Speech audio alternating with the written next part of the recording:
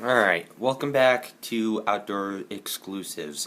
Today we're going to be looking at the Pm2. This is really nice design by Eric and Sal Glesser over at Spyderco. This comes in different variations, different color handle scales, different blade finishes. This is a good knife for sprint runs, and it's the second variation of its cousin, which is the military, and there's now a smaller version of this, the Pm3 or the Para 3, but this is right in the middle of both of them, and you're getting yourself a decently sized blade. This is pretty big. It's not a small pocket knife, but the thing I like most about this is definitely the ergonomics. You're gonna be able to get a lot of hand right here. Then you got this forward choil you're gonna be able to choke up on. Really nice jimping. You're going to be able to get a nice hold on this. My favorite part in the jimping on this is not necessarily how sharp it is, it's just how they put it pretty much everywhere they could.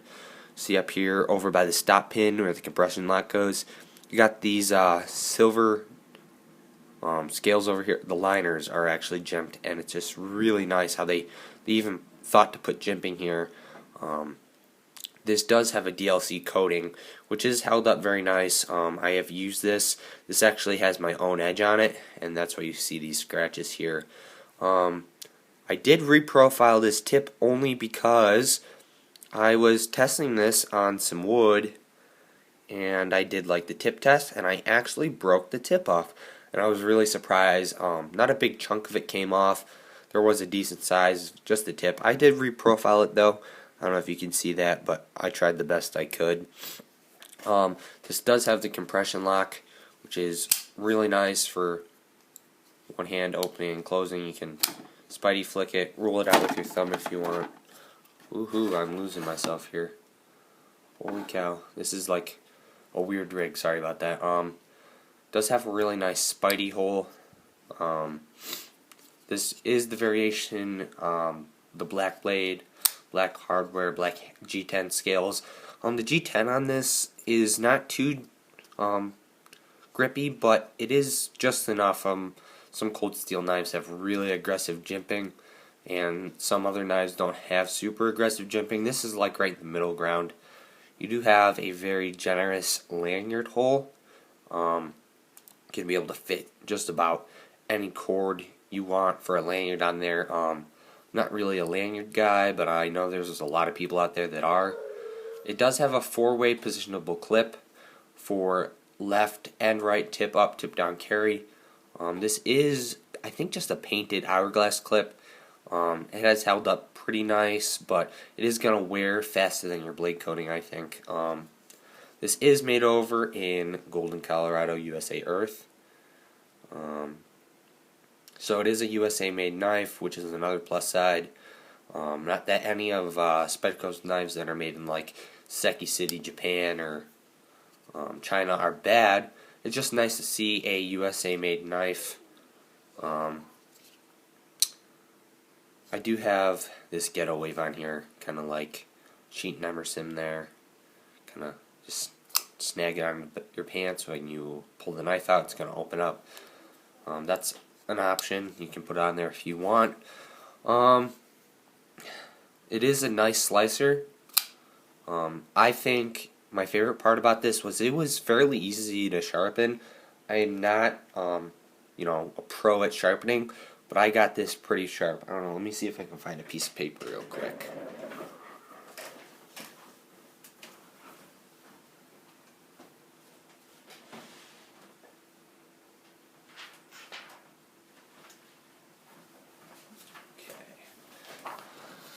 Sorry about that.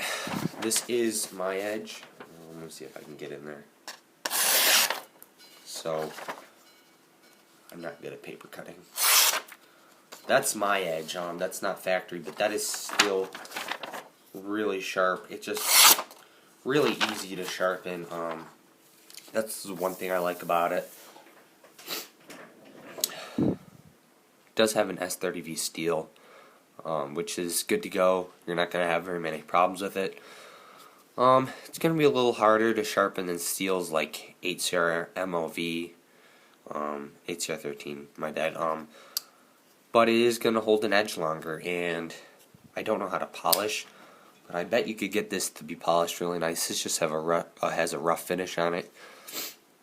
The thing about this knife that I like so much is that just tweaking this screw a little bit, you can get a stiff open in case you just want to roll it open with your thumb, or you can get like a loosened blade that still won't have any blade play where you can just drop it shut like that, flick it open.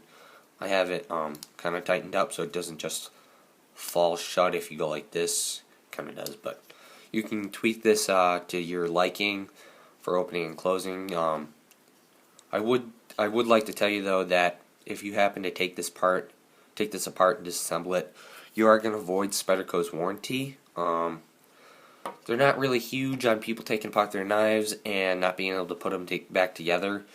Then they're having to deal with people sending in their knives. They're all torn apart that they'd have to fix. So that is something you're going to have to note when you're taking this apart. Make sure you know how to take this apart. There's plenty of instructional videos, but even after watching those videos, if you don't feel like you know what you're doing, I don't suggest taking this apart. It's not a good idea. But if you know how to clean and disassemble your knives, you can. This is just overall a good EDC knife. Good blade steel, good ergonomics, good build to it. You can get different variations. I like the reason for the 4-way positionable clip, so lefties can use this too.